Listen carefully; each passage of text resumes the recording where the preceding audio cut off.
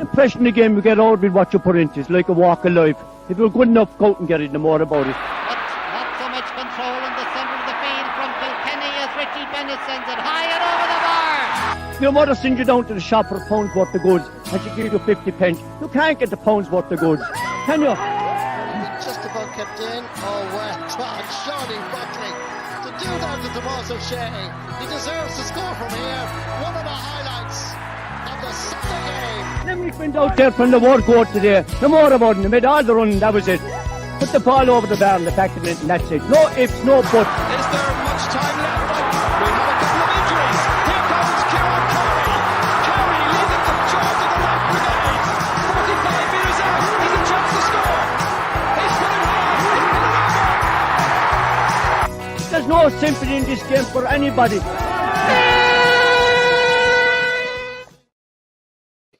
Gia good. Hello, how's things? It's episode 275 of Treaty Talk with myself, Tom Clancy, and substituted in this week is John Keogh, freelance sports reporter and indeed broadcaster. John, how's life? Good, Tom, good. Substituted is the right word in for the great Matt O'Callaghan, but big boots to fill, as they say. No, big boots. Jeez, that you don't fill them boots, Tom. They're boots on their own stratosphere, to be honest with Matt. So hopefully I can do him a bit of justice.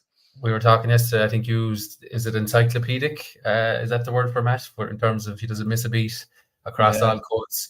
You and me are probably guilty of missing the odd game or two or the odd incident or two, but I tell you, Matt doesn't miss it from, I'd say, under 14 with Limerick teams all the way through to the Masters, really, isn't it?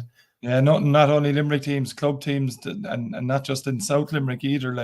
Just an encyclopedic knowledge. It was said to me a few years ago, I think it was Luke Liddy that coined the Diane of Limerick GA, and that's Matt O'Callaghan in a nutshell, you know. Absolutely. Well, we'll have Matt back soon, but as I say, John in this week to discuss everything in Gaelic games around the Treaty County this week, the ups and downs the last weekend, and hopefully some ups in the week ahead. Matt, see, all happens to here. John, we'll start with Gaelic football, and I believe you were on the banks of the Lee on Sunday afternoon. The senior footballers bowed out of the Munster Championship. 3-13, I think, was Cork's total in the end. Limerick actually led this game at half-time. So tell me a bit about it. Were Limerick, did Limerick turn in a good performance, or what way did it fall? They did, Tom, to be fair. You know, they were very, very calm and composed in the first half for a team that lost 7 out of 7 in the league. You know, they'd come into that Munster Senior Football Championship quarter-final in wretched form. It could only be described as wretched form, following on from last year's league relegation from Division 2, for the same thing to happen again in Division 3, to see Limerick in the bottom tier again for next year. Anyone with half a mind of what they've seen in Gaelic football this year from Limerick wouldn't have been expecting what they saw in the first half, and it was a very good performance in the first half, and fully deserved to be leading at the break by a point. You know, it was, you know, albeit it must be said, Cork had 3 or 4 clear goal chances and a mixture of good Limerick defending, good goalkeeping from Josh Ryan, who we may talk a bit later about the future of that position for him and maybe Limerick in general, because there was certainly a lot of positives from Josh's performance and helped start a lot of Limerick attacks. And as I said, we might go into more detail than that, but you know, outside of those goal chances, Limerick were full value for the lead at the break. Again, I will marry that with the goal chances, and they had the aid of a very, very strong breeze heading into the Blackrock end as well. But you know, they stifled a lot of Cork's play, put into some good attacks themselves, and by right they should have been 4 or 5 points up. They had a couple of ones from 30, 40 yards with that breeze that could have went over. And again, in saying that, picked off some fantastic scores. Emmett Richter and Brian Nix on Munster Championship debut, 2 Newcastle Westmen who've gained great experience with the Magpies, winning senior titles and getting to a Munster final last year in 2022 Munster Club final, I should say, losing to Kearns O'Rahilly's of Kerry. And, you know, they didn't look out of place at that level. A couple of fantastic scores that would have graced any game in Munster Championship history, any team in Munster, and indeed the All-Ireland series. So plenty of positives in that first half. The reality, Tom, and speaking to Jimmy Lee after the game, is that Limerick were punished very badly and very toughly with 3 second half goals for poor errors. And the first one, a turnover on your own 65. Chris O'Jones, easy, one pass in, he's in, 45 yards of space, pour down on goals. That was the first goal. Limerick then fought back well, to make it a 4-point game before Rory Dean. Another shot from Chris O'Jones, deflected onto the crossbar by Josh Ryan, and Dean came in and fisted it home. And then Ian Maguire's one at the end, a good Cork move. Again, turnover in possession, and, put a big glass on the scoreline. And Limerick weren't that far behind Cork as the scoreline suggests. So, yeah, plenty of positives. But look, we know where they're coming from. We've known it all year from probably looking into when they play Kerry in the McGrath Cup early doors out in McNeville Park earlier in the year. So, yeah, some green shoots, you'd have to say, although the scoreline might say different. But, there can be positives looking ahead to the rest of the year in the Talon Cup. Yeah, they say water finds its level. I think Limerick will have certainly found their level into the foreseeable future in terms of Division 4. That's probably where they're at now, if we're being realistic. But also on the championship front, the Talon Cup is probably where they're at as well. If we go back 12 months, they were maybe a bit unlucky not to beat Clare in the Munster semi-final. That would have actually put them into the Sam Maguire. If they had beaten Cork last Sunday, they'd have had to play Kerry, and I don't think that's the level they're anywhere near. And that's, as we know, we're not trying to disrespect anyone involved, but that's just the realism that is needed at the moment. So I suppose the Talon Cup campaign around the corner, I think that's something to get a little bit more excited about. Obviously, we don't know the draw yet. We don't know who exactly they can get. They're not seeded like last year, but the Talon Cup, I think that should give the players a bit of a pep in their step. They'll definitely be competitive in that group phase. Oh, absolutely, Tom. Yeah, look, there's a wider argument about the future of the provincial championships, full stop, outside of Ulster, and maybe you're still looking at Galway and Mayo nearly every year, every second year, with Roscommon coming in as well. They're the top 3 teams by a distance in Connacht. So you're looking at a competitive Ulster and a competitive sometimes Connacht, 2 teams in Connacht, and with Roscommon now 3. So outside of the Ulster Championship and those 3 teams in Connacht, the provincial championships in Leinster and Munster, it's waste of time is the wrong way of putting it, with so much history and all involved. But the reality of that is, look, the provincial championships need to be played probably before the league, even at this stage now, and have the championship later in the summer. The league is where it's at. Their teams at the same level invariably. Again, even looking back at Limerick, so many tight games in Division 3 this year. You're looking at maybe the lower end of Division 3, top end of Division 4 is where their lot is at these days now. And that's, again, as you said, not being disrespectful. That's the reality. So going back to the Talon Cup, they would have been very disappointed not to have made it last year under the interim management of Mark Fitzgerald. Just a bad 15-20 minutes of football against Laois that just utterly, in a game that dominated from start to finish. And that was the thing for Limerick last year, just not to be revision history, but they missed so many goal chances last year in so many different games that, it ultimately cost them. But Talon Cup is where it's at for Limerick. There's no point in them being in the Sam Maguire Cup because they won't be able to compete. And again, that's with the greatest respect to everyone involved. And Jimmy Lee is freely admitting of that as well as Limerick manager. He knows the reality of what's in front of him in his term at the helm of the Limerick senior football side. So, yeah, I think it's something we can look forward to with Limerick footballers in 2024. Is a good run in the Talon Cup, or at least more importantly, a competitive run in a championship is where Limerick are right now. And, there's plenty of other good, you saw the quality of the Talon Cup when it came to semi-final and final stages last year. That Downmead game in the final was an absolute corker of a game, and there's a chance to get to Croke Park, and you have to look at that as where Limerick are at. And again, it's a shame to say that, but that is just the hand they're dealt right now. We've spoken to death, myself, yourself, off this platform and on many different other ones and face to face and whatever else. The amount of players Limerick have lost, you can't compete, Tom, given the quality of players Limerick lost from their championship team last year. You only have to look at Donald O'Sullivan alone, not even mentioning the other players, but Donald O'Sullivan have been a mainstay, and Limerick have struggled in that position since Donald retired. So look, Talon Cup is where it's at. I'll repeat that again, and I think genuinely it is for all those involved in Limerick football and all those that support Limerick football. It's a positive, and Limerick can embrace that positive as the year goes on. Final point, so on the men's football for this week anyway, at least. You mentioned at the start there, Josh Ryan, and I suppose you nearly touched on it there again with Donald O'Sullivan retired, and maybe people didn't appreciate you. Sometimes you don't know how good you have it till someone's gone. Donald was obviously, I think, probably a decade or more of service, the Monaleen man. And, suddenly when he's gone, Aaron O'Sullivan steps in for some games, probably struggling to find a backup. And eventually the management looked at Josh Ryan. I think he played in Wicklow, he played in Offaly, and then again in Cork at the weekend. And look, it's a bit of an experiment. We know Josh's capabilities out the field, but obviously he broke his leg, when was it, about 18 months ago now at this stage. And maybe he just doesn't have the fitness to be a marauding forward as he was. But how does it look with him in goals? I haven't actually seen it now myself in the flesh, but how is that experiment going?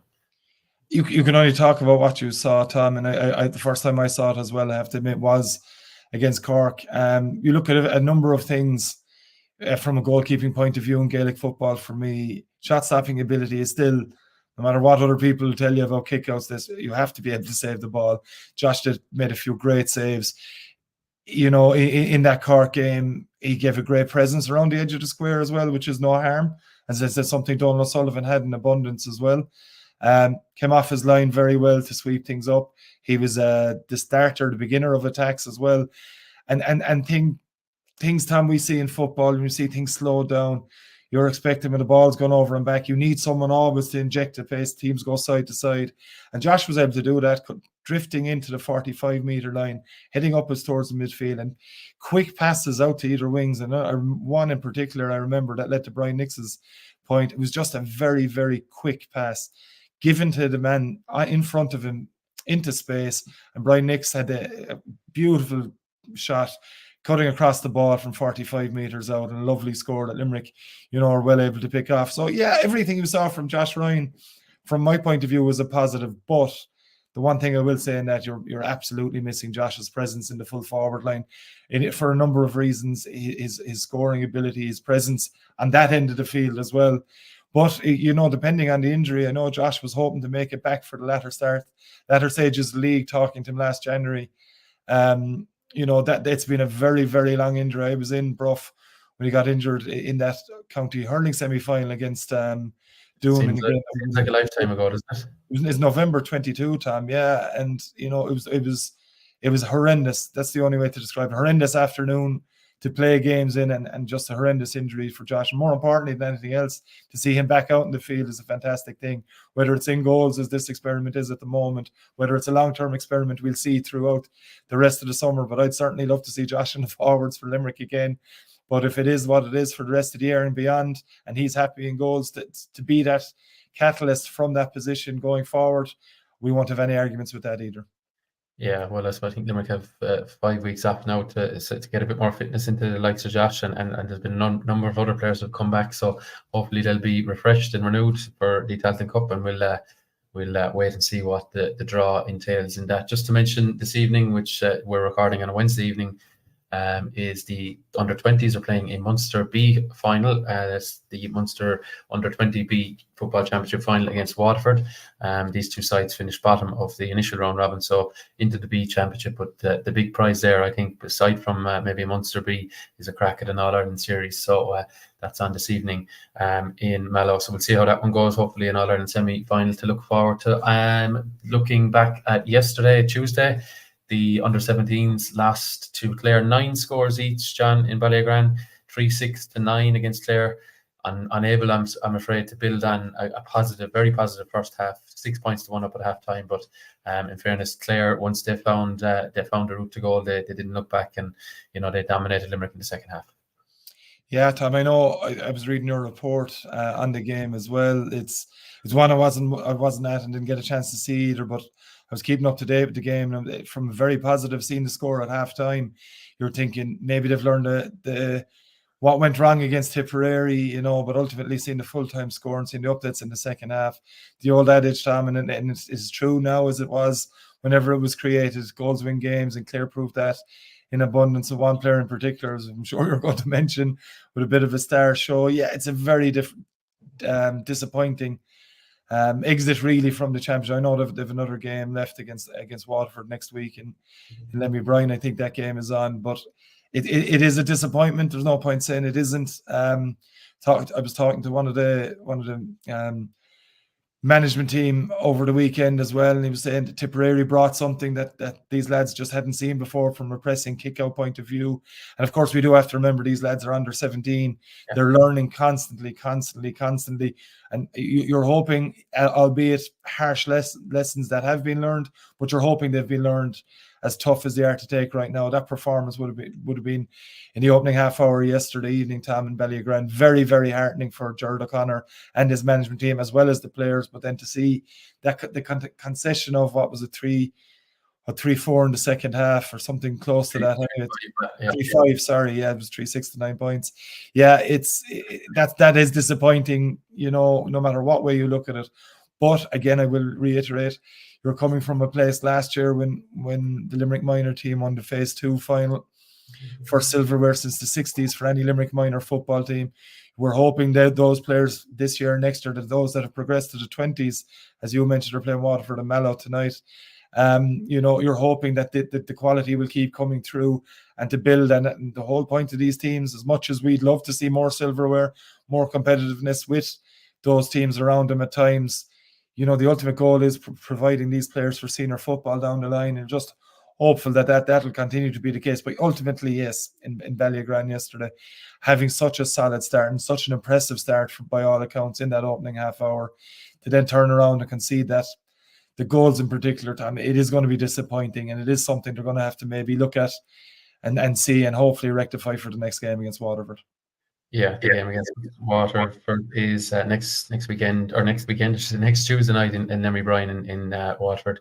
Chance to pick up a much needed win, and I suppose it's a bit of a basement battle there between the two sides who are yet to pick up a point. So a win there would leave Limerick third. According to our good friend Mr. Matt O'Callaghan, there is an All-Ireland C championship for these sides. Now I've yet to see them make up of that, but I suppose it's similar maybe in the 20s championship I mentioned a couple of minutes ago. So again, Water will find this level. So hopefully Limerick can maybe pick a win up against Waterford, go into this this new championship, which wasn't there before, and get a few more games. And just speaking to Gerard O'Connor after that, he's the team manager, of course, from Father Casey. Speaking to him afterwards, he touched on how this group have put in so much effort, and they deserve maybe an out result or two to go their way, and hopefully that'll start in Limerick Bryan next week. And then I suppose if they were to learn something, I think tactically from the match last night, there were 6-1 up, but within 9 minutes it was a draw game. Now, in fairness, they inched ahead again with 2 points, but they just couldn't contain a very, very powerful forward, that is Sean Fennell. Sorry, you mentioned the man who had the most influence. I think he got 2 goals. He won from a penalty, which he won himself. But I tell you, John, just fellas in their late 20s have struggled to with the size of this chap. But not even that, he's able to win his own ball. He was plucking balls out of the sky. But I think tactically, the management, when they look back at it, and the players will say maybe the old-fashioned sweeper or the new-fashioned sweeper wouldn't have went straight there for maybe 10 or 15 minutes. Easier to say after the fact, of course, but I'm sure there'll be tactical learnings there. They let Clare kick in directly too long, and when you've a guy of that caliber, well, he only needs maybe 50%, and I think he was a little bit higher than that in terms of winning his battles, and he started to kick the scores. But you mentioned it there, Tom, though. The key thing for players at this level, and at any underage level coming through, is games. The only way they learn, you can do it, and Gerard O'Connor, and I know a lot of work, I know a fair bit about this team, the amount of work that went into them, not just this year, over the last 3-4 years since they came into the academy at the age of 14, 15. So, this group has been together since that age. So a ton of work has gone in, but there is no replacement for games. And games will always trump training or any kind of modified games. Actual man-on-man action or boy-on-boy action, in this case for under 17s.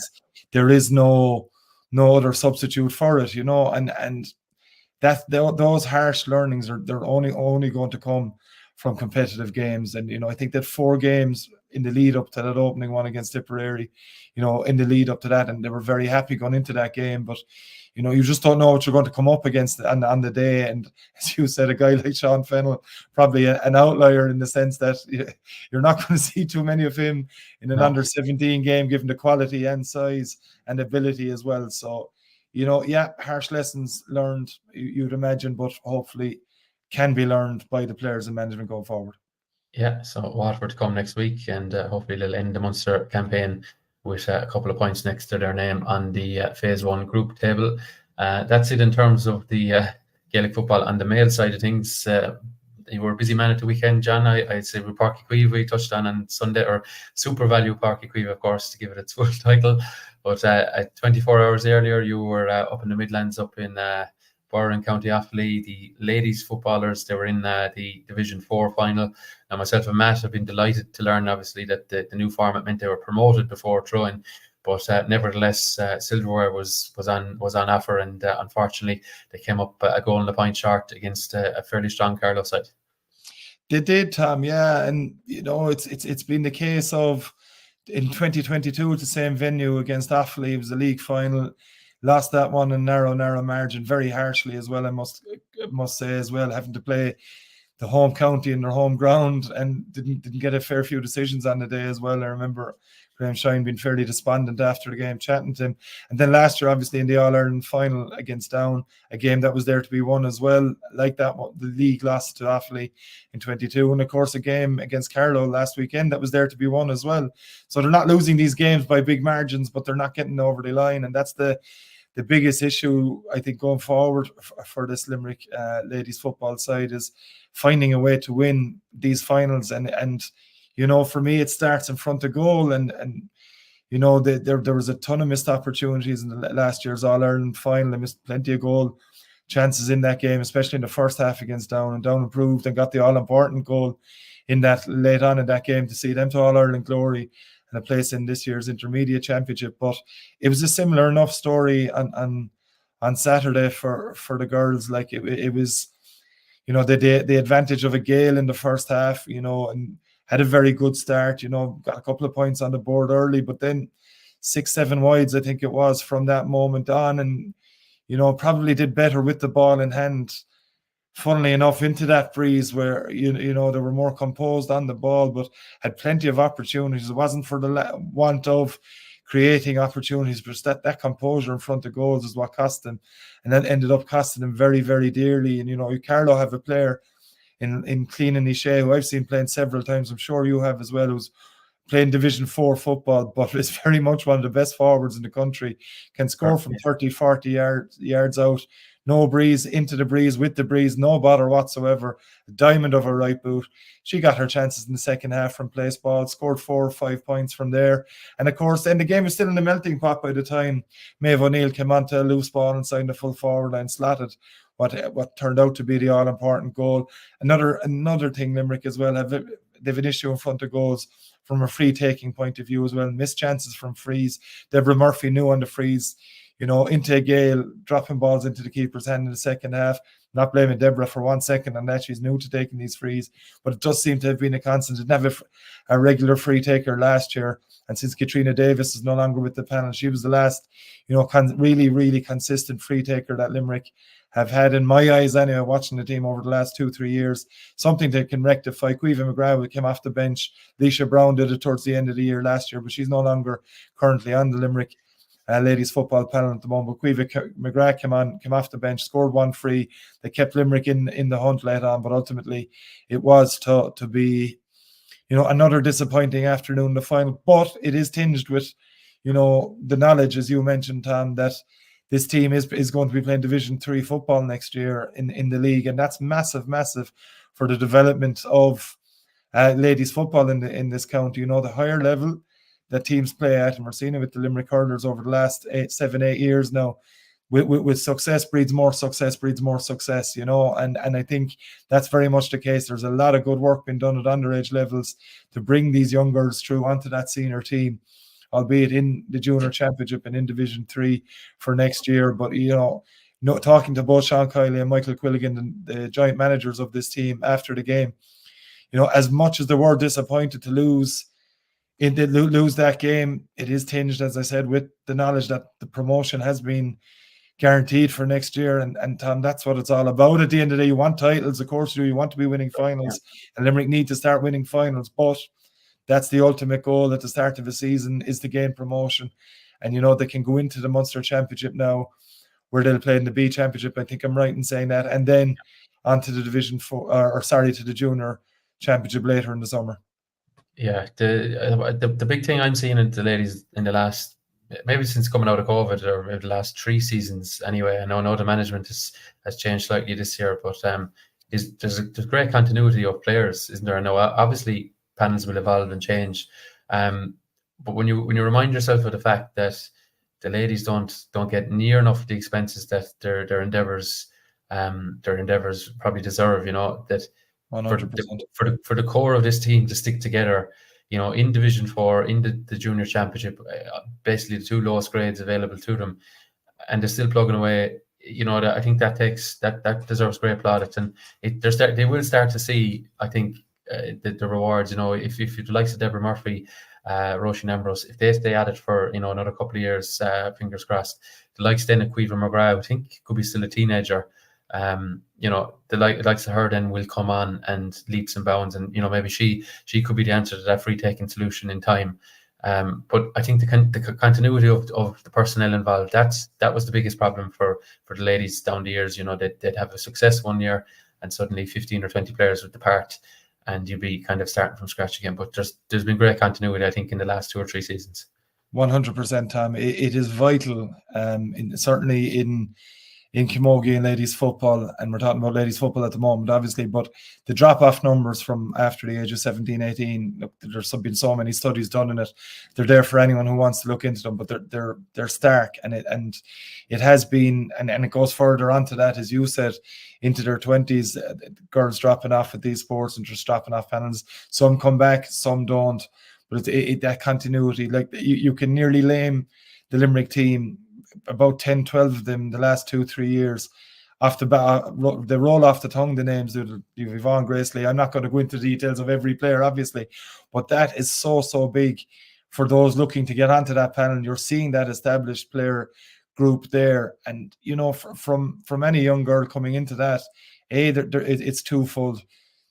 The girls have the experience to help bring them along, and you've people to look up to on the panel, and that's as big as anything you get. And even young girls, you even see the amount of young girls that are on the pitch looking for autographs still after the game, despite a league loss. And the girls are great ambassadors for this as well, and that has to be remembered too, Tom.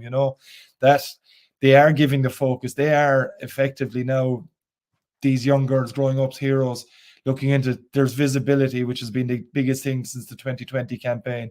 And once that visibility is there, it needs to stay. And, these girls that are currently part of these Camogie and ladies football panels are massive ambassadors for that visibility, and they're very, very good at doing it. But it's the continuity, as you mentioned. That continuity helps. Sean Keogh and Mike Willigan being part of the backroom team in the last number of years. Sean more so for a longer period than Mike. And, the girls know him, he knows the girls, he knows what's there in a wider county as well. So, players drop off panels. That happens at every walk of life and in every sport. That happens. But if you can keep that core group together, you're on a winning start. And so long may that continue. You mentioned that the Munster B Championship is the next to come. And I think Limerick used that quite well last year to catapult themselves into the championship, which they obviously got to the All-Ireland final in. So they're starting in round 2. There's 3 teams involved, namely Limerick, Kerry, and Cork, and I believe it's Cork and Kerry's kind of development squads. So by no means pushovers, but they're starting in round 2 against Kerry on April 27th, and then they will face Cork on round 3 a week later on the 4th of May, and the final is penciled in for mid-May on the 18th. So an opportunity there for maybe some players mightn't have got the minutes that maybe they felt they deserved. There'll probably be a bit of a mix and match of that, and anyone that has a bit of a knock might sit a couple of these out. But an ideal opportunity for them to try and get a little bit of momentum ahead of the All-Ireland Junior Championship. Absolutely, Tom. Yeah, the giant managers use the league. The few games I saw in the league early doors for that exact thing as well, to blood some players while strengthening the players. Roisin Ambrose didn't come into the latter stages of the group stage of that league. Yvonne Lee is saying the giant captains of the team as well. So things like that. Yeah, a good few of the girls got exposure in the league, but then were pulled out as the serious business the league came to fruition. So I'd imagine that Sean and Mike Willigan will use exactly that, as you said. It's a basis to get players some match day experience again, Tom. Some of the younger players in the panel and some of the players in the panel that haven't seen a huge amount of game time so far in 2024, it does give them an option to get that. And again, I'll repeat something I said earlier. Those match minutes on field, there's no replacement for them. So you come back to repetitive things over time. You've reference points, Tom. We always hear managers, coaches, and players say it. When things get heat up in the middle of championship action, you have a reference point. I've experienced that at a different time before, and that's exactly, it's invaluable for every player. But ultimately they'll want to crack at that junior championship later in the year with Limerick. There is a lot of disappointment within that squad. I do know this, and you know it as well, of how that final ended up and that they lost it down in Croke Park. A few things we want to be rectified, but it's a very, very competitive championship. And they'll do well to reach the latter stages of that again this year. But, first focus, as you said, that Munster Championship, playing Kerry and Cork, albeit divisional squads, you can be sure there'll be a few players mixed in with top-level experience in those squads as well. So maybe those that are coming back from injury from both Kerry and Cork that are looking to push for their respective senior championships as well. So, yeah, plenty of encouragement needed for it. But, I'm sure Sean Kiley and Michael Quilligan will pull the direction they need to do for that and pull players in and take them out where needed. Yeah, the ideal bridge, I think, for the junior championship. Without it, Limerick would be one of very few counties idle between league and the All-Ireland championships that lie ahead. That's it. So for the ladies' side of the house, we'll revisit that later in the month. As I said, Kerry, first to come for them on the 27th of April. We switch now to hurling, and John, Clare and Limerick in the senior gets closer and closer, but there's one that we want to put in the rearview mirror from last Friday night. The 20s edged out 2 stoppage time points from frees for Clare. Limerick under 20s and 6 Mile Bridge edged out by a couple of points. There was some great moments in this match from Limerick, but ultimately they come away empty-handed from 6 Mile Bridge, and maybe a little bit on the back foot now for the rest of the campaign.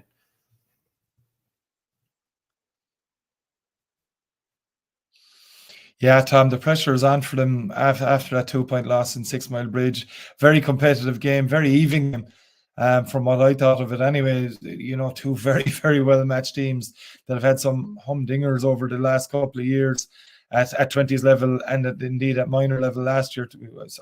We saw a couple of games that were outstanding in the group stages and indeed the Munster semi-final, and Clare, of course, going on to win an All-Ireland last year at that grade. But yeah, the 20s grade, look, I think, and we both know Ivan laughed as well, he'd be a bit disappointed, I think, that Limerick didn't really fully hit their straps. They just never seemed to get into the groove that we both know, and he certainly knows that they can play in.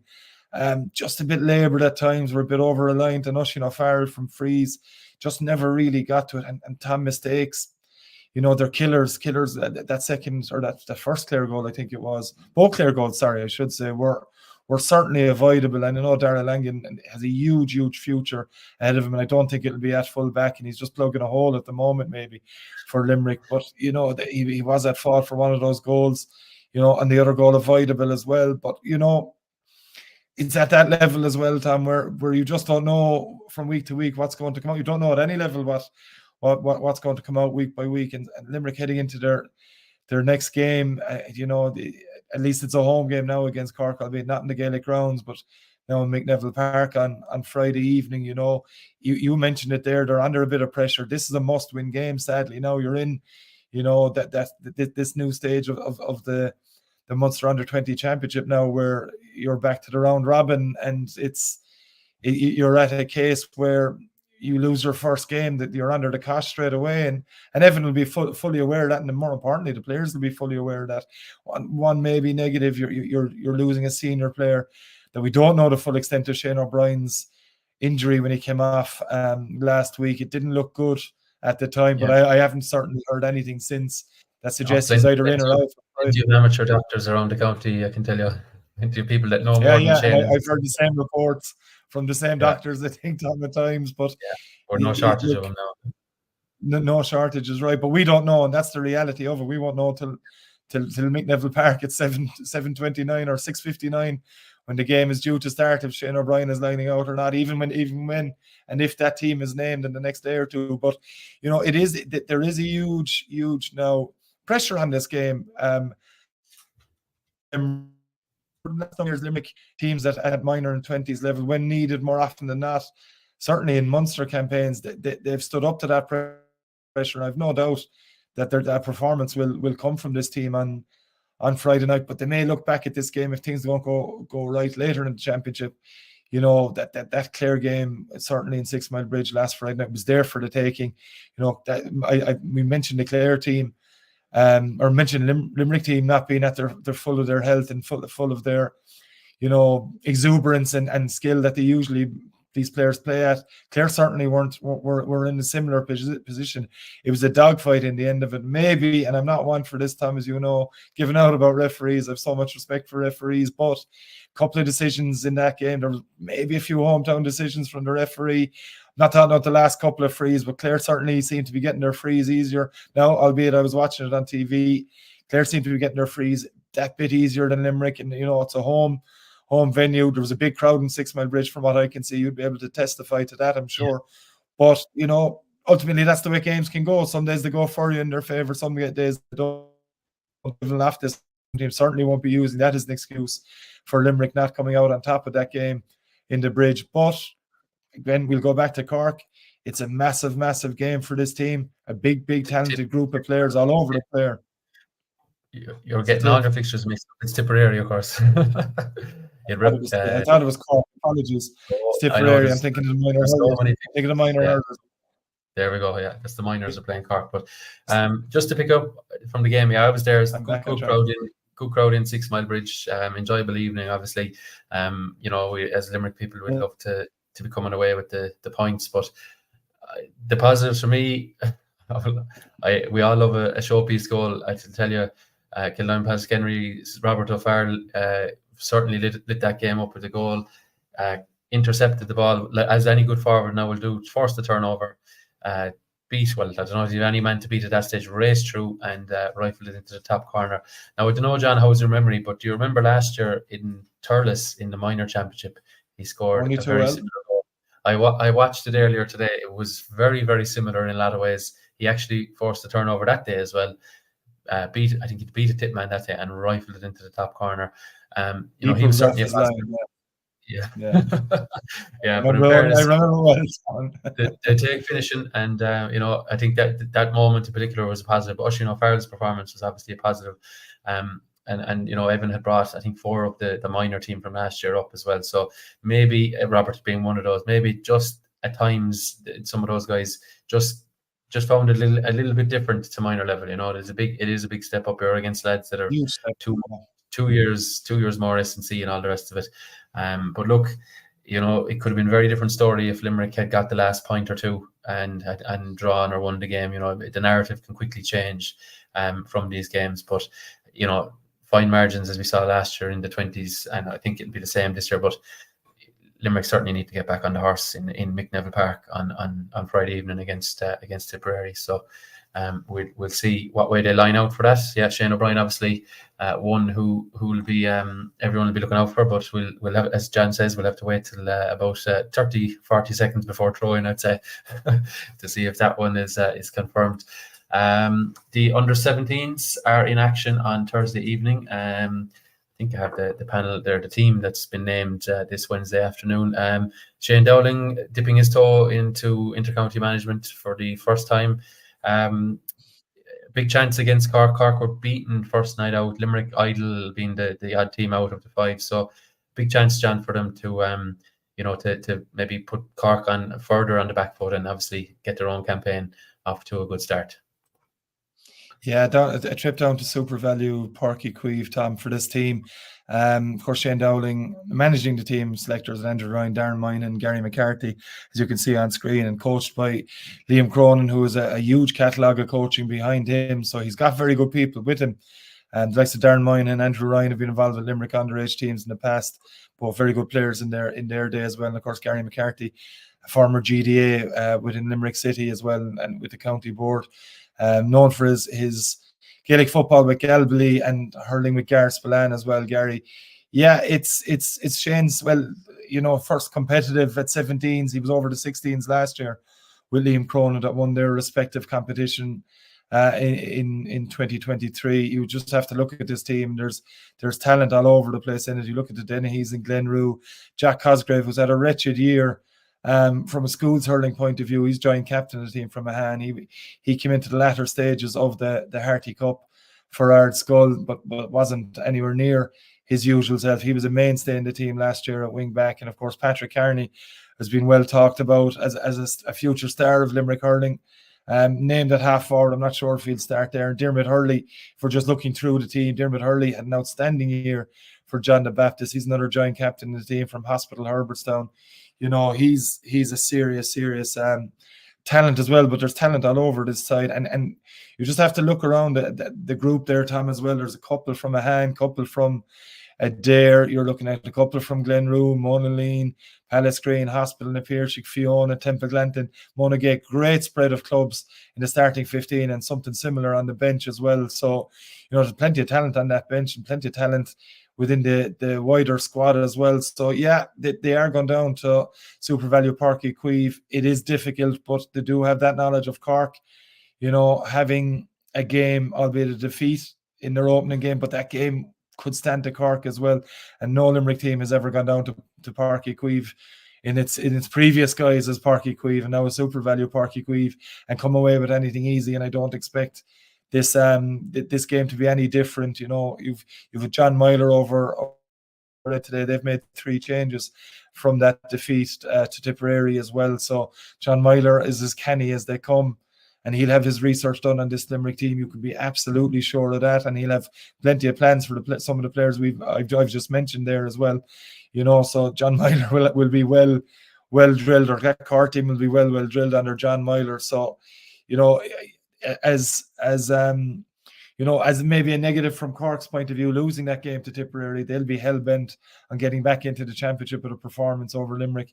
But, you know, there's a lot of talent in this Limerick side, as I've already mentioned. I've mentioned that victory last year in their respective under-16 competition, you know, under Shane Dowling and Liam Cronin's tutelage. So, you know, I say that Cork will have their research done in Limerick. You can be quite sure that Shane Dowling and his backroom team have done their work on Cork as well. So it's a fascinating thing. But just like the 20s, Tom, you just don't know what's going to happen at this level now at under 17. And, you know, like it was at under 18, absolutely it's on the day for all these players. You know, all it takes is them to be off for whatever reason, as 16, 17-year-olds absolutely have every reason to be on or off, but for whatever different reason. So it's a mouth-watering clash, I will say that much. You know, the standard of these games at 17 level, you only have to look at the games last week as well. If you did catch any of the highlights or any of the full games, they were absolutely high quality again. So I don't expect anything different down by the Lee on Thursday. Yeah, I think the 17s games, obviously yourself and myself would have been at nearly all the Limerick ones last year. They're very enjoyable contests, and I don't say that trying to be niche or to be, you know, they're this or that. Look, they are what they are in terms of their own category and all that, but there's a certain amount of freedom still that the players have. You know, they just go out and they want to hurl, they want to put their best foot forward, and there's probably very little nonsense with that. You know, there a lot of them are obviously making their first steps into the real seriousness of inter-county. You mentioned playing 16s, but even in terms of media coverage, you know, playing in the bigger stadiums, these little things, well, they're big things really in a lot of ways, but they can have a factor. And obviously you just hope that any player on any county just doesn't they're not rabbits in the headlight. You know, Páirc Uí Chaoimh, obviously such a colossal stadium. You know, I hope that isn't a factor negative against Limerick the week on Thursday evening. But you know, these are things that probably are overlooked at the older age groups, at the obviously adult level, but certainly a factor you'd feel at 17s. But I'll say that then, if you looked at the Limerick panel, I'll bring it up there again now in a sec. There's so much with experience of big days in Harty Cup. And that should hopefully count in their favour, you know, and obviously there'll be some in Cork, but the Limerick lads, there's bags of experience already for such young men. Yeah, that's exactly the point I was going to make, Tom, is that you just have to look, that's the 20s hurling team. You know, you just have to look all over that field, and Owen Brosnan was a player who didn't make the Ardskull Harty starting 15 this year, but he'll be very close to that. Dahi Dennehy, Cahill Dennehy, Glenrue have been mainstays of Limerick underage teams over the last few years. Conor Ryan as well, a fine hurler. You just, Tom, any of us that are following these teams over time, you know, will have seen these players and that experience that that the likes of those players alone, and we've mentioned Jack Cosgrave, Dermot Hurley, and Patrick Carney already in that, so there's plenty of big game experience, for want of a better phrase, within that group already, and then having the likes of Shane Dowling and Liam Cronin as steadying guides behind all that as well can only be a good thing.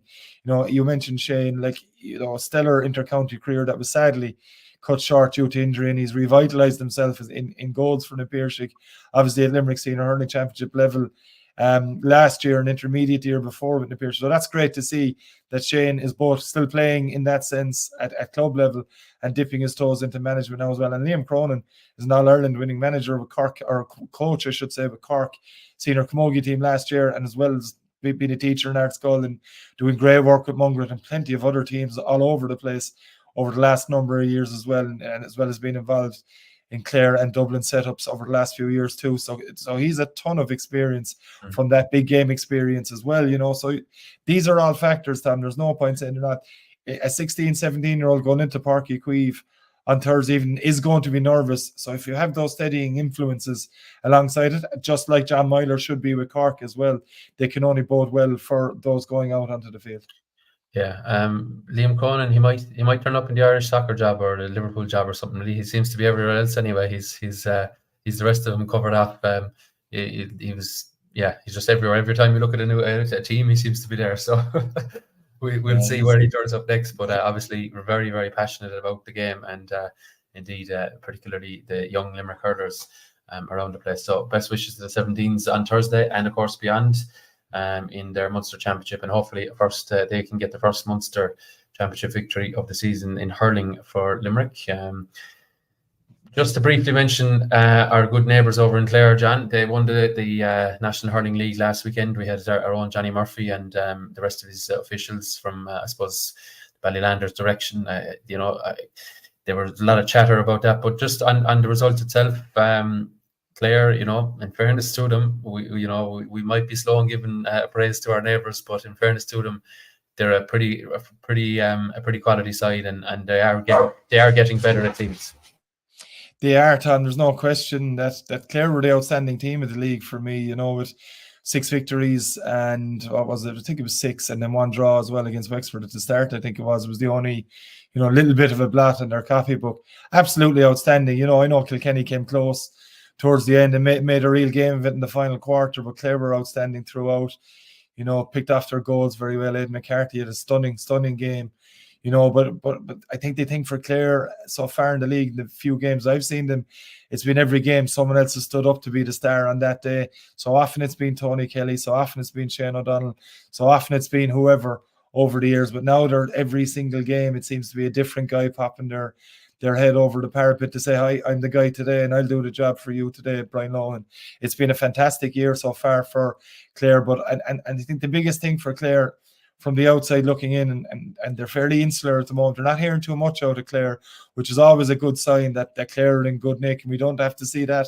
Only we saw it on the field all throughout the league so far, but it's a key sign for me with Clare that as soon as that league victory was secured, all the players that were talking in the media afterwards were all talking about, this means nothing if we don't beat Limerick in a few weeks' time. So their focus, as much as it was on the league final last Saturday evening in Thurles, is very much firmly placed on Limerick and Ennis in a couple of weeks' time. And it just does. It just brings another facet of enjoyment to us in the lead up to it, where for we're going to be accused of all sorts after me saying this, I think. But are Limerick the team coming into this game, the long grass all of a sudden coming into Ennis, are Limerick the team to provide the ambush? Because Clare are justifiable favourites going into this game, and that's going to be laughed at. But that's the reality that's in front. Clare have made this. They've beaten Limerick in the championship last year. They've been the team the last two Munster finals and have run Limerick the closest. They've an argument that they should have beaten Limerick in the 2 Gaelic rounds in the Munster final last summer. They lost out to Kilkenny in the semi-final by the width of a crossbar, from Peter Duggan's goal. And this isn't me hyping up there, not for 1 second. The reality is there. The results prove it. Yeah. So Limerick lost out to Kilkenny in what can only just be described as a wretched performance from start to finish. Just and I know you and Matt have covered this, like, but I'm going to throw my 2 cents in as well. That was just, I think, the worst performance we've seen from John Keogh's Limerick team, arguably since the first year he took charge, when they lost to Clare and Thurles in his first game as a Limerick manager in the Munster Championship. So, you know, that's a worry for Limerick going in, certainly a worry for Limerick fans going in. A lot of the talk I'm hearing the last couple of weeks since that game, is this it? And the reality is, very much could be it. We don't know.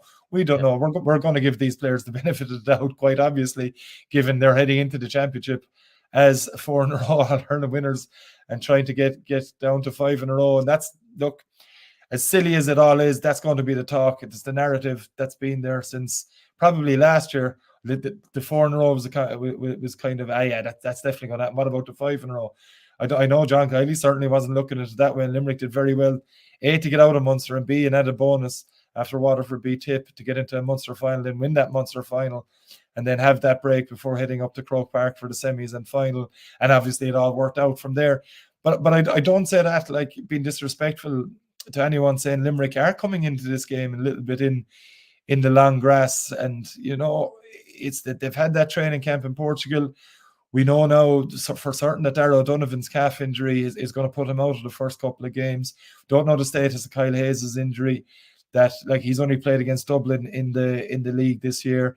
You don't know the status of Dan Morrissey, what his level of fitness is. We don't know, Tom, because we just don't know. It's a very, very tight camp, as we both know, and as everyone else knows as well. So there are a number of questions, probably more questions about Limerick going into this game, bizarrely, as All-Ireland champions. And that's not, again, I will say this, I'll be accused of all sorts for saying this. That's the reality. And Clare can make that up as much as they want. They're the league champions.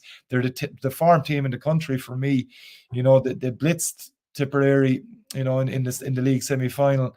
They were by far and away the better team for me against Kilkenny outside of that last quarter, as I already mentioned, where Kilkenny, maybe a little bit of tiredness set in as well from that Clare, maybe a little bit of lack of concentration allowed Kilkenny back into it. But, you know, with Tony Kelly to come back, with Shane O'Donnell to come back fully, I know he came off the bench, and, you know, all of a sudden Clare have 22 or 3 players that you'd say, come on, and you go, oh yeah, he's going to make a huge impact here. So a thin panel, which I would have questioned, last year or the year before, all of a sudden seems very much stronger now. So, you know, on the back of that league final, whether the bookies make them favourites or not, invariably they won't with Limerick involved. There'll be certainly a lot of money going down on a Clare victory, especially given the game in being on Cusack Park. Yeah, that's a point well made, right? Yeah, Limerick, I think, haven't won an Ennis in the championship since 1990. Now there hasn't been too many meetings there in the interim. So look, there's a heavy caveat with that. Just on the league final, I mentioned Johnny Murphy there, and look, we're not going to get into the weeds of this incident or that incident, but as a general, in fairness to Johnny, he takes a lot of flack around the place. He probably took a lot of flack within Limerick going back, but I think that perception has changed within Limerick in the last few years. Nationally, probably still gets a lot of, the perception is that he's a poor referee. He clearly isn't. He's refereeing a National League final for a reason. This is reward for him and his umpires as well. We mustn't forget them for, they've had to be spectators, obviously, of All-Ireland finals because Limerick have been in them. They've been spectators of league finals, and I suppose this is a bit of a reward for Johnny's endeavours for, going to every game around this county and beyond. So it was nice to see him actually, put forward for a national final. Absolutely, Tom. Yeah, Johnny would have at least one, if not 2 All-Irelands in the last 5-6 years if it wasn't for Limerick winning the championship. I don't think I've ever seen a referee get as much flack, to use the word you used as well, and abuse that Johnny Murphy gets from high-profile places as well. It just seems that for whatever reason, every time Johnny Murphy goes out to referee a game, he's scrutinised more than other referees. There's a lot more talk about it. Before the game even starts, exactly, Tom. And and I saw it in national media, what was Johnny under more pressure than he needed to be to put him in a wrong position with Limerick playing Clare. That's a lot of rubbish, Tom. As a guy who referees games, you're going out to referee a game. It doesn't matter who's playing. You know, I certainly didn't expect Johnny Murphy to be showing five red cards to Clare for very harsh instance to make sure they didn't play against Limerick in a couple of weeks' time. Absolute rubbish, if ever I've seen it. He's picked to referee these games for a reason, because he's regarded by the powers that be as one of their best referees in the country. And and cut out all the rubbish outside of that. That's the reality that's in front of it. He's refereed countless county finals here in Limerick. You know, he's a football referee. His next intercounty footballer, don't forget as well. He's fit as a fiddle. He keeps up with the play. Every referee is going to get decisions wrong. They're not going out, as we both know, to go out and deliberately make a decision, a poor decision. That's the reality. For hurling and sport in general, but for hurling in particular, Tom, you need eyes in the back of your head, and you need them in the side of your head as well as the front of your head. You're not going to see whatever. You have a team of officials there. The umpires are limited in what they can actually bring to the attention of the referee, as are the linesmen. So effectively, at times, the referee is the only one who can make certain decisions, and that's under the bylaws of the GAA rule book. So I mean, it's just ludicrous at times, but it does seem to be coming his way more than it does other referees. And you know, I think from what you know, like, it's a cesspit, as we know. Social media, so much good in social media, so much rubbish as well on top of it. But you know, by all accounts, having watched the game, Johnny did a good job in the first half and did a bad job in the second half. So you know, you're never going to please everyone, Tom. Kilkenny people were unhappy, Clare people were unhappy. They were happy. They were definitely, look, you know, it's much of a muchness. The reality is, I will repeat this, is Johnny Murphy is one of the best referees in the country, whether you like him or not. That's the reality that's there. I certainly like him as a referee. I think he tries to handle games as fairly as possible, which is a given, but with a bit of common sense more often than not as well. And that's very difficult at inter-county level now. And he's been accused of the opposite at times, and I think people need to look at themselves from when they're criticising referee. And as the old adage again goes, Tom, if you've that much of an issue with the referee, go out and do it yourself. Yeah, it won't cost you much to get involved. In fact, it won't cost you anything. That's the point well made as well. But just on refereeing hurling in general, John, I suppose, like, you know, we spend a lot of time together at matches over the course of the year, in all shapes and sizes, different codes and all the rest of it. Like hurling, it's so hard to referee, but the demands of what the general public, I think, want from a hurling referee is not aligned at all with the rule book, and it's definitely not aligned in reality either. Most people want a referee to go out and ignore fellas swinging and dragging off each other, but at the same time, then when it happens to their team, they'll want a free or penalty for it. And you know, if they're, you know, case in point being, you know, say Conor Cleary and Aaron Gillane, if they're going tussle in a few weeks, Limerick supporters will be saying, sure, that's a free in. And then if it's given, Clare people will say that's soft. Will he just let play continue? You know, so it's near impossible for them to win. You know. Yeah, that's it, Tom. You know, it's a case of, you know, we want the decisions when it's your team involved or your person involved, or you're involved in the team. We've all been guilty of it, you know, roaring at referees. I certainly have, and a few referees around Limerick will tell you that as well, that I've been very guilty of that during my playing days. But yeah, I think the demands expected of referees, and we do forget very quickly, and we're very, very quick to forget that this is an amateur sport as well. Or Gaelic games are amateur sports, so the referees are going into their jobs just like the players on a Monday, and you can be sure they're getting plenty of chat when they go back into their jobs as well. It's an impossible situation for referees. And don't forget, Tom, like, and you know this more than I do with the rule book, the ins and outs of it, but you have some referees having to ref 3 or 4 games a day as well to make sure them games are played. Yeah. Just lost your referees from those watching the games. And I will go back and say it again. If you have that much of a problem with the referee, go out and do it yourself, or go out and watch a game.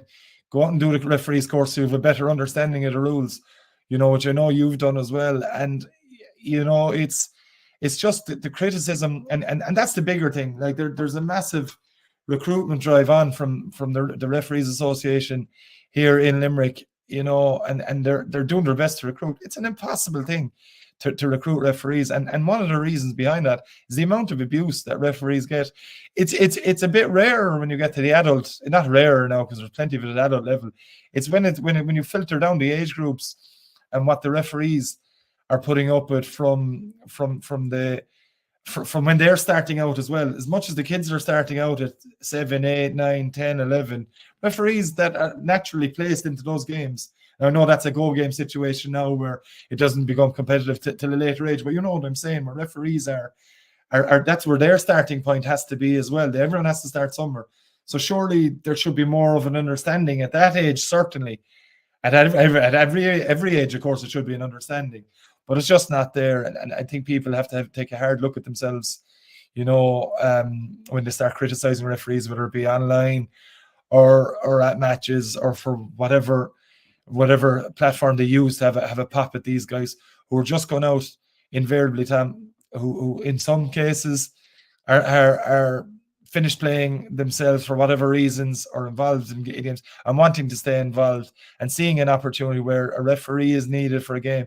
And as you know, the only way people invariably get involved in refereeing is when a referee doesn't turn up for whatever reason and someone is asked to referee the game, and that's what happens. So yeah, I think it's it's an impossible situation for referees at all levels, and the reason we're seeing less and less referees coming over the years is because the amount of abuse they get from every single game they play that they're involved in. And both players, officials on the sideline, officials, what I mean by managements and supporters, need to take a look at themselves, and us as well as you know, as people involved in media. We're guilty of it at times as well. And we you know, I'm sure that fella gave us nothing today. And like, you know, he just went out and made the decisions he saw at the time, invariably. And if they didn't go for your team, well, maybe the next day they will. But I certainly haven't come across too many referees that I know, if any, and I doubt there is any, that went out from the day one, from the throne. Yeah, you're getting nothing today. Certainly don't think that happens. No, I don't think so. I think, especially at club games, I don't think a lot of refs even know. They won't even know, especially in the juvenile games. The referees won't even know who's winning the group or who's going well. They just ref the game as they see it, and that's it. And put in input to score, and that's it, you know. But anyway, fair play to Johnny, and we may see him later in the summer, although we hope he's not doing an All-Ireland final, because that will mean one thing anyway. But we'll see how that one goes for him. I'm sure he'll be reffing plenty of games in Leinster, and potentially a couple beyond that as well. The last item to discuss, John, is Camogie. Now, maybe briefly, because we're probably not the best two men in the world to be versed on this, but the big talking point out of the Camogie Congress, now obviously there was two that I noticed. One was that they elected a male president for the first time in their history, but I suppose with integration around the corner, that's probably going to be his remit in terms of you know, what's the big push for his couple of years. But Tipperary Camogie had the motion in to remove the skirt from the rulebook, or certainly at least allow players to wear shorts. And a lot of studies done, a lot of research done with players, and invariably a lot of players were against this, but for some reason the county boards around the place voted against this. Now, not in mass, I must say, but it was just about defeated. Is this a case of those you know, on county boards and in the positions of power not listening to the most important people in the organisation, the players? Out of touch, Tom, is the phrase I'll use. Completely and utterly couldn't be further out of touch. Ludicrous, absolutely. I can't even begin to get into this debate really, in a way, because it is the most archaic decision I've heard, and you hear them every year at whatever Congress it is, whether it's GA now, Camogie and ladies football, and the sooner integration happens, Tom. And I know 2027 is the golden year when it comes to the better, because some of the people involved in these decision-making processes need to be moved on at a very, very quick and a very, very pacey. It's just another line of it. Like, we saw some farcical stuff at the Camogie Association last year with regards to UL and the Ashburn Cup and the whole hullabaloo around that conversation again, because we myself and yourself had enough of that last year in trying to report on it, and the responses we got, exactly none from the Camogie Association when querying them on their bylaws and rule books. But this one is just another one in a whole line of ridiculous decisions by I won't understand it. I'm sure you're the same. it got plenty of media coverage, was probably the most important thing, is, Tom, that it was well versed, and that people were talking about. Ashley Maher, I think the Dublin player, was one of them, the biggest profile players talking about, and one of the first to come out that I saw on social media, come out and just laugh at the ludicrousness of this decision. You know, from a practical point of view, Tom, I just, the mind boggles at times. You know, if I can quote, paraphrase, I suppose, Owen Cormacan, who did a piece on this on the Irish Examiner in the aftermath of it. He basically asked his sisters and a friend of his who were Camogie players, or certainly were at some point, what it's like to wear a skirt. You know, obviously we don't know what that is, but they basically came back and said it'd be like wearing boxer shorts underneath bicycle shorts. And trying to play with it. Now, you know, bicycle shorts for men are not the most comfortable thing in the world, but if you were to wear something under that again, and then try and, you know, run around for 60 plus minutes and be agile and all the rest of it, I don't think there'd be much comfort in that now. So I don't know, they haven't read the room here, like, and I need a few people that I know that play Camogie that I would have talked to about this down the years. Said one person in particular who no longer plays Camogie said to me, who wouldn't follow it, said, Jesus, is that still a rule? You know, kind of like, as we say, have they not gotten rid of it yet? Like, are they still forcing them to wear skirts? You know, it's crazy. You know, I'd love to get a real a Camogie stalwart on to discuss it further, but like, you know, I just think that the most frustrating thing is that it got media coverage before it, and it seemed like there was a great push on to pass this, but it just, for whatever reason, those that got to vote didn't agree with it. Certainly not in totality, anyway. No, and that's the biggest thing, Tom, is the players weren't listened to, and you highlighted that a couple of minutes ago. If the players aren't being listened to in associations, well, you know, it's so frustrating. It's frustrating from us as bystanders in the Camogie game and involved in different teams over the years, and you as well. When you're adding complications to things, Tom, that don't need to be complicated, that are should be very, very simple, you know, you would have to wonder what you're at, you know. And the delegates that voted for this, you know, as I'll say it again, need to be moved on very fast.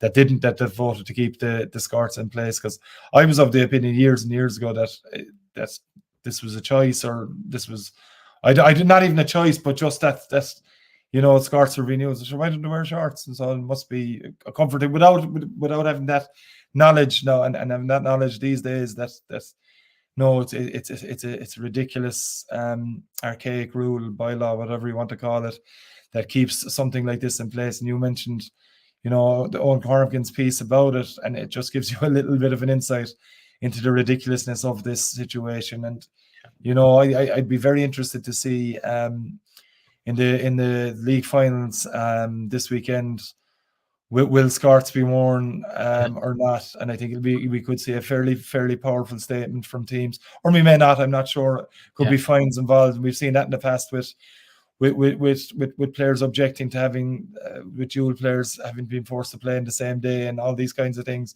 Again, I'll go back to the most important thing here is the integration of both the Camogie Association and Ladies Football Associations into the GA as soon as possible, so you can get some of these, and in GA as well, I must add, some of these archaic people out the door as quickly as possible.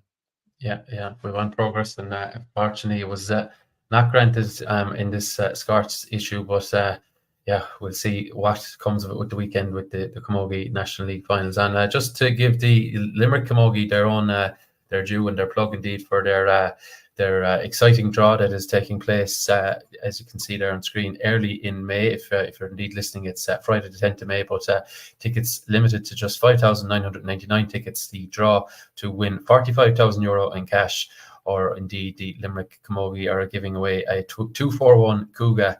So you could be getting around to all the Camogie games, hurling games, ladies football, whatever it is around the county in style this coming into this summer period. So do support the Camogie Association there. That all the funds there will be basically put back towards the development of Camogie within the county. So check out their social media for a link to that one, and do indeed support them before the draw takes place. So, John, I think that brings us to a close. I'm hot-footing it to a game. You're going to a bit of training, so the Gaelic Games wheel continues to turn around Limerick. So, thanks a million, John, and we'll